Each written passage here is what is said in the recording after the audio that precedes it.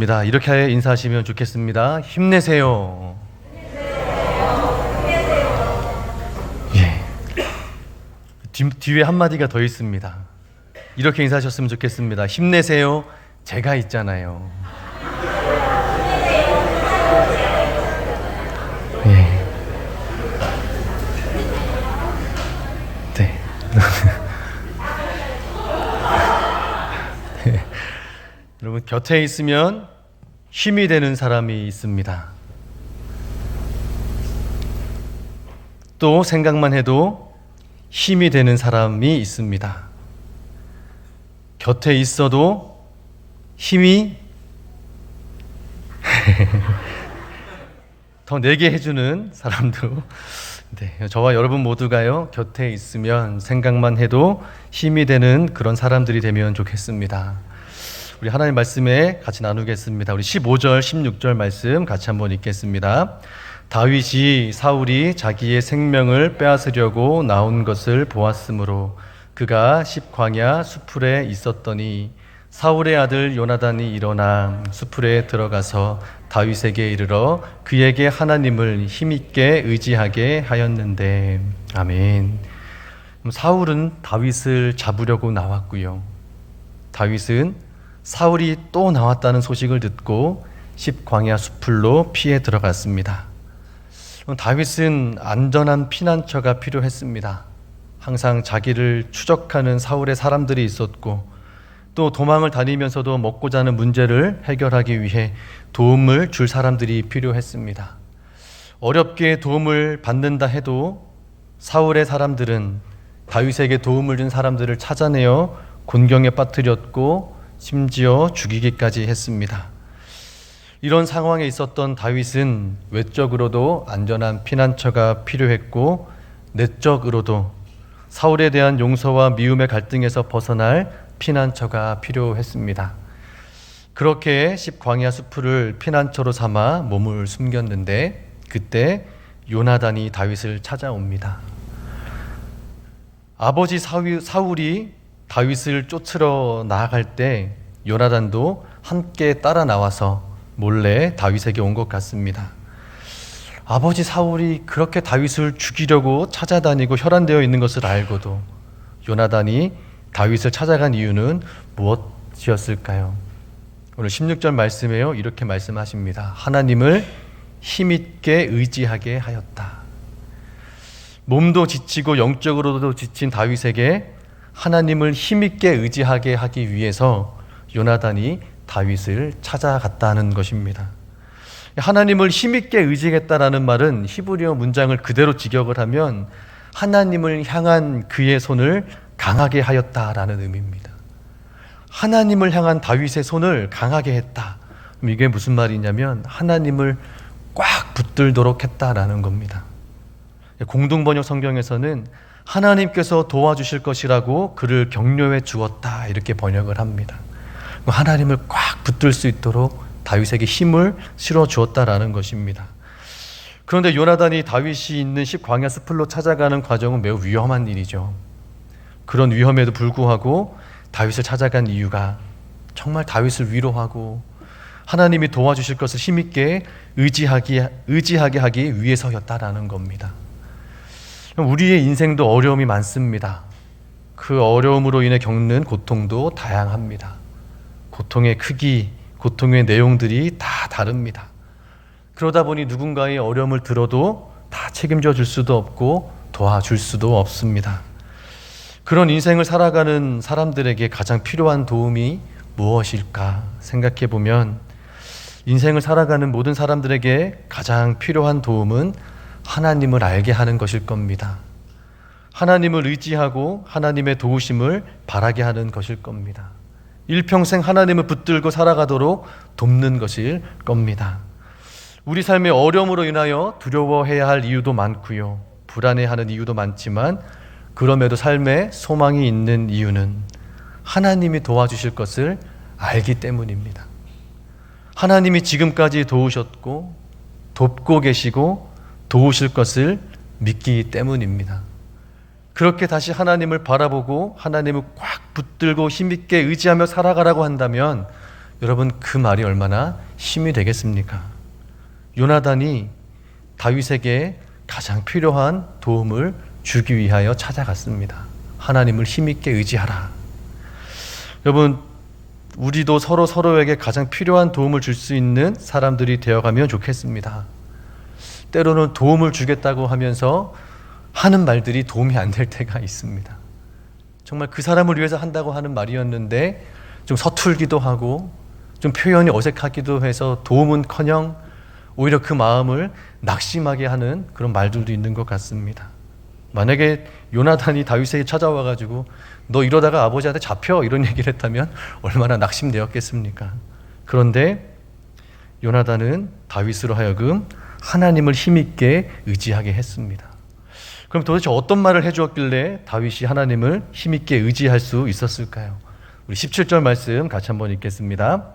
곧 요나단이 그에게 이르기를 두려워하지 말라. 내 아버지 사울의 손이 내게 미치지 못할 것이요 너는 이스라엘 왕이 되고 나는 내 다음이 될 것을 내 아버지 사울도 안다 하니라. 아멘. 요나단이 말하기를요, 두려워하지 말라 이렇게 말합니다. 아버지 사울의 손이 내게 미치지 못할 것이고 다윗이 이스라엘의 왕이 될 것이고 이 모든 사실을 내 아버지 사울도 다 알고 있다라고 말합니다. 그러면 요나단이요, 다윗이 왕이 될 것이라고 말합니다.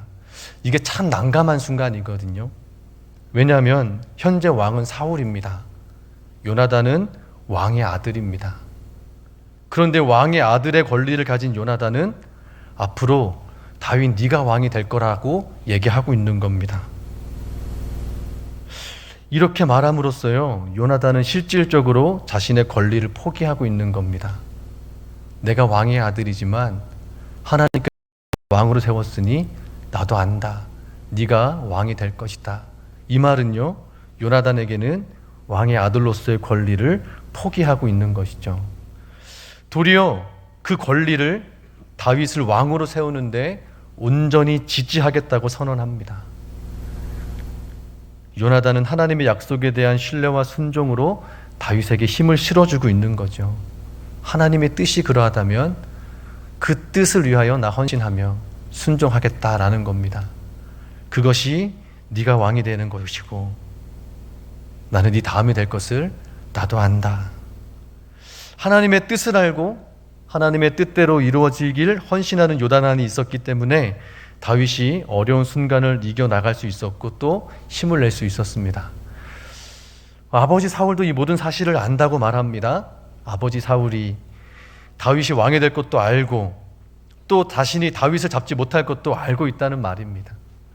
그런데 그럼에도 불구하고 다윗을 잡으려고 하는 일을 포기하지 않음으로써 사울은 하나님의 뜻을 대적하고 자기 스스로 파멸로 내몰아 철저히 실패와 몰락의 길을 가고 있는데 그 사실 또한 사울이 안다는 겁니다. 우리가 읽진 않았지만 본문 14절 말씀에 보시면 중간 부분부터 이런 말씀이 있습니다. 14절 말씀이에요. 사울이 매일 찾되 하나님이 그를 그의 손에 넘기지 아니하시느니라. 아멘. 하나님이 다윗을요, 사울의 손에 넘기는 것을 허락하지 않으셨다라는 겁니다. 하나님이 허락하지 않은 일을 누가 거슬러 이룰 수 있겠습니까? 그런데 그 사실을 사울도 안다는 겁니다. 안 된다는 것을 알죠. 그러나 요나단은 그래서 하나님이 다윗을 어떻게 보호하고 계시며 그를 향한 계획을 이뤄가고 계신지를 매우 실제적으로 위로하고 있는 겁니다. 유진 피터슨이라는 영성 신학자가 쓴 현실의 뿌리 박은 영성이라는 책에요, 이런 구절이 있습니다. 다윗에 대한 요나단의 우정은 마치 대과로처럼 다윗을 죽이려는 사울의 거듭된 시도를 막아준다. 요나단의 우정이 없었다라면 다윗은 아마 사울에 대한 충성을 끝까지 지키지 못했을 것이다. 요나단의 우정은 다윗의 영혼을 점령했다. 사울의 증오심이 결코 점령하지 못했던 곳을 말이다. 이게 유진 피터슨이라는 신학자가 쓴 내용인데요, 요나단의 우정이 다윗의 인생을 큰 가로처럼 보호해주고 있다는 겁니다. 여러 번의 죽을 위기를 요나단이 구해주었던 것처럼. 그래서 요나단의 이런 우정이 없었다면 다윗은 어쩌면 사울을 죽일 수 있는 기회가 있었을 때 그런 일을 저질렀을지도 모른다라는 겁니다. 여러분, 요나단은요, 다윗의 보호막이 되어 주었고 하나님을 힘있게 의지하게 하는 온기와 같았습니다. 차갑게 식어졌던 그의 하나님을 향한 신앙을 따뜻하게 데펴 주었죠. 하나님은 포기하지 않으셨고 너를 통해 이루길 원하시는 뜻을 반드시 이루실 것이다. 그래서 위험과 위기 때마다 막아주었습니다. 영적으로 가장 좋은 도움은요, 그 사람을 통해 하나님이 어떻게 돕고 계신지를 알게 하고 듣게 하는 것입니다. 하나님의 도우심을 바라보게 하고 하나님의 능력을 다시 생각나게 하는 것입니다. 다시 하나님을 의지하며 신뢰하는 삶을 살아가도록 하는 것입니다. 이렇게 깊은 우정을 나누고 하나님을 힘있게 의지하게 하는 그런 신앙의 교제가 우리 안에도 일어날 수 있게 되기를 소망합니다. 그럼 마지막 18절에 보니까요, 두 사람이 여호와 앞에서 언약하고 다윗은 수풀에 머물고 요나단은 자기 집으로 돌아갔다, 이렇게 말씀합니다. 두 사람이 여호와 앞에서 언약을 맺습니다. 하나님께서 이 두 사람의 약속에 대하여 중보자가 되시는 것과 같은데요, 이것은요, 이 약속에 대하여 우리가 반드시 지키겠다, 진실하게 지키겠다라고 다짐한 겁니다. 하나님 앞에서. 그러니까 하나님 앞에서의 언약은요, 지켜도 되고 안 지켜도 되는 것이 아니라는 것이죠. 여러분, 하나님께서 말씀하신 언약은요, 하나님의 신실하심을 경험하는 표징입니다.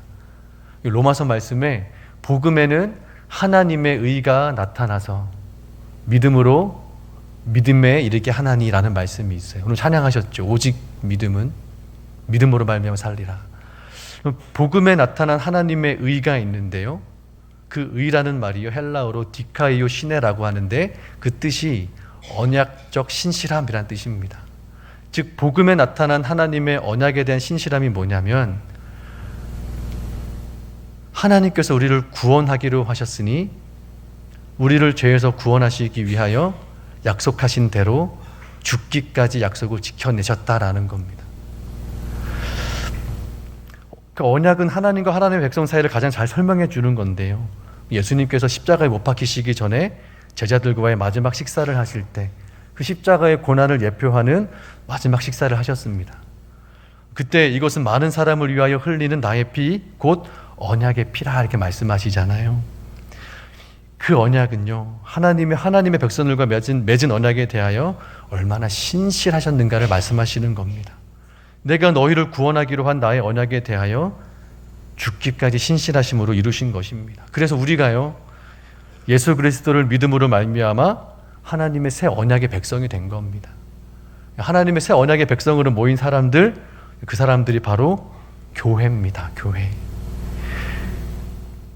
예수 그리스도를 통해서 새 언약의 백성이 된 사람들이 모여있는 교회는요, 그 언약에 대한 책임 있는 삶을 통해 하나님의 뜻을 이루어가는 겁니다. 교회는 공동체잖아요. 언약으로 연결되어 있는 한 몸을 이룬 사람들입니다. 그러니까 예수님을 중심으로 서로 연결되어 한 몸을 이룬 사람들이 교회입니다. 그럼 연결되어 있어야 몸이죠. 그런데 연결되다 보니 몸 어딘가가 아프면 온몸이 아픕니다. 혹시 손가락 끝을 종이에 베어 보시면 그 순간 온몸이 찌릿한 걸 느껴집니다. 여러분, 아주 살짝 손가락 끝을 베었는데 온몸이 찌릿합니다. 왜 그럴까요? 몸이 연결되어 있기 때문에요. 아주 작은 아픔에도 온 몸이 통증을 느낀다는 겁니다. 가장 아픈 곳에 우리 몸의 에너지가 향하게 되는 것이죠. 회복하고 조심하도록 마음을 쏟게 됩니다. 이것이 연결된 몸인 공동체로서 정상적인 것이죠. 그럼 만약에 몸이요, 손가락이 아픈데 통증을 못 느껴요. 그럼 손가락이 아픈 것보다 통증을 못 느끼는 것이 더 큰 문제가 될 겁니다. 몸이 연결된 몸이 아닌 것이죠.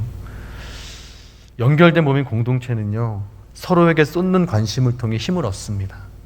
그러니까 다윗과 요나단이 언약을 통해서 영적으로 연결된 몸이라고 하나님 앞에서 약속한 겁니다. 우리가 하나님의 약속에 의하여 연결되었어. 그런데요, 이렇게 약속을 맺고 요나단은 돌아가는데 오늘 이 두 사람의 만남은, 이 만남이 마지막 만남이 됩니다. 다시는 만날 수가 없었습니다. 요나단은 이후에 블레셋과의 전쟁에서 아버지 사울과 함께 목숨을 잃게 됩니다. 훗날 다윗이요 이스라엘 왕이 되었을 때 이 언약을 신실하게 지키는 걸 보게 됩니다. 다윗이요 요나단의 아들 무비보셋을 찾습니다. 요나단의 아들이 어디 있느냐. 사람들이 무비보셋을 찾아왔는데 이 무비보셋이 전쟁 때 유모가 안고 가다가 떨어뜨려서 다리를 절게 되어서 장애가 있습니다. 그 장애가 있는 무비보셋은 사실은 당시에는 왕 앞에 설 수 없는 몸이었습니다. 그런데 다윗이요 평생 왕과 함께 식사를 할 수 있도록 무비보셋을 돌보아 줍니다. 이 두 사람을 통해 하나님께서 베푸시는 가장 좋은 도움을 주는 것이 무엇인지 우리에게 말씀하시죠. 그럼 인간적으로 요나단과 다윗이 서로에게 행한 일은 결코 쉬운 일이 아닙니다. 이 두 사람을 통해서 하나님께서 우리에게 말씀하시는 가장 좋은 도움을 주는 사람은 어떤 사람인가? 첫 번째는요, 하나님의 말씀에 대한 분별을 가진 사람입니다. 하나님의 뜻이 다윗을 왕으로 세우는 것이라면 그것이 나에게 어떤 유익이 없고 나는 왕의 권리를 포기해야 되는 것일지라도 그 뜻을 세워갈 수 있는 분별력이 있어야 되고요. 두 번째는 하나님의 주권을 인정하고 말씀에 순종하는 삶이 있어야 된다는 것입니다. 하나님의 주권을 인정했기에 요나단은 다윗에게 찾아가서 네가 왕이 될 것이라고 권할 수 있는 겁니다. 그리고 하나님과의 친밀한 교제 속에 살아가야 합니다. 하나님이 원하시는 것, 하나님의 뜻이 있는 것에 내 마음에 있기 원하는 삶이 있어야 가장 좋은 도움을 줄 수 있습니다. 하나님을 힘있게 의지하게 하는 가장 좋은 도움을 하나님께서 우리에게도 베풀어 주시는 것이죠. 그런 사람들을 통해 또 그런 관계 속에서 여러분 곁에서 힘이 되는 사람이 되어주고 계십니까? 혹은 곁에서 힘이 되어주는 사람들을 통해 힘을 얻고 계십니까?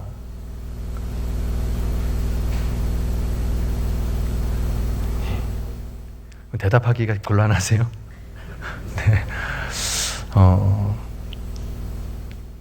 말씀을 준비하다 보니까요, 우리 행사부가 2월부터 체육대회 준비하고 또 어르신 여행을 또 준비하고 또 찬양제를 준비하고 뭐 여러 가지를 준비하는 모습을 옆에서 봅니다.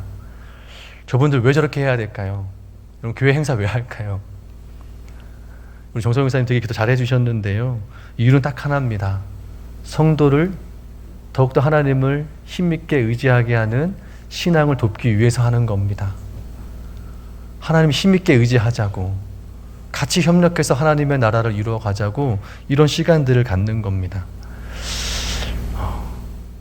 세상이 참 각박합니다. 곁에 누군가를 두기도 무섭고요. 그냥 나 혼자 조용히 잘 사는 것도 어렵게 느껴집니다.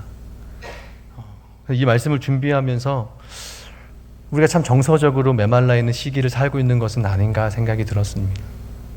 서로의 삶에 대한 공감이, 서로에 대한 삶에 대한 이해가 너무 삭막해져 있는 시기를 살고 있는 것은 아닌가.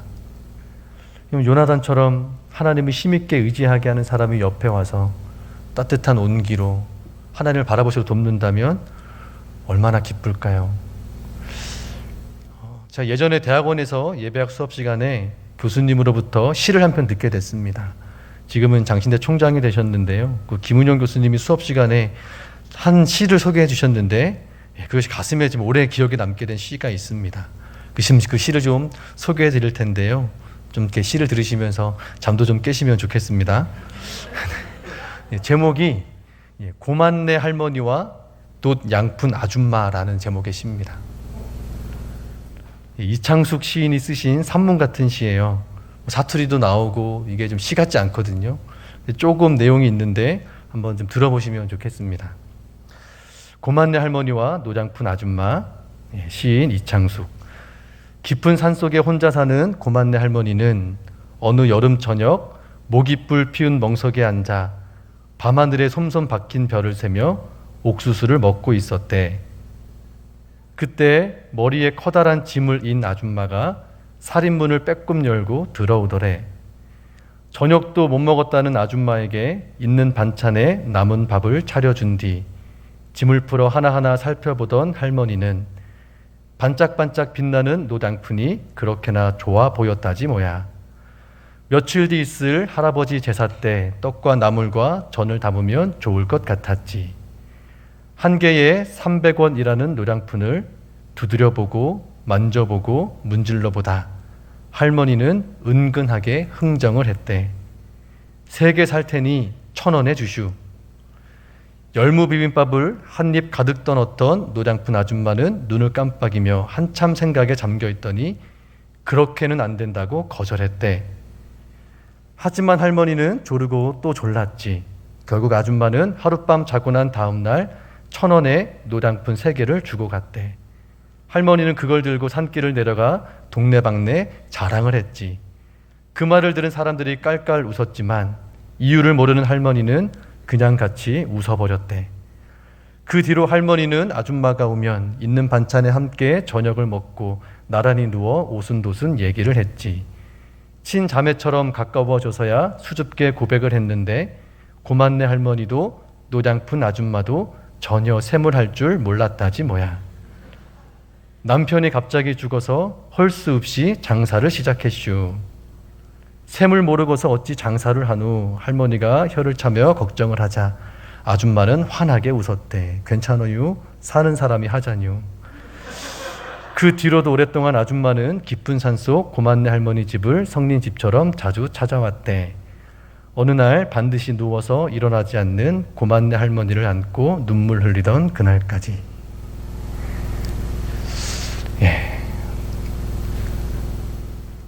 이 시는 읽는 사람들로 하여금 정서적 위로를 좀 주는 것 같습니다. 제가 설교를 했지만 다윗과 요나단의 관계는 이렇지 않았을까 싶습니다. 서로의 온기를 느끼고 삶을 돌보며 서로의 아픔을 돌볼 수 있는 그런 모습이지 않았겠나 싶습니다. 각박한 세상, 사람을 곁에 두기 무서운 세상, 스스로 삶을 건사하기 위해 뭐라도 해야 했던 여인들이 서로의 아픈 마음을 드러내어 보듬어주고 서로의 보호막이 되어주는 과정을 보면서 따뜻한 온기를 지펴주는 것 같습니다. 곁에서 힘이 되는 사람의 모습은 보호막 같기도 하고 온기를 지펴주는 모습이기도 한 것 같습니다. 우리 신앙 안에서 하나님의 뜻을 분별하며 순종하며 그렇게 서로에게 보호막이 되어주시고 때론 신앙의 온기를 지펴주는 가장 좋은 도움을 주는 사람들로 살아가시면 좋겠습니다. 우리 또 행사부를 통해서도 행해지는 모든 일들이 가장 좋은 도움을 주기를 원하시는 하나님의 은혜로 경험되시기를 간절히 소망합니다. 기도하겠습니다. 하나님, 다윗과 요나단의 영적 우정이 참 부럽습니다. 하나님을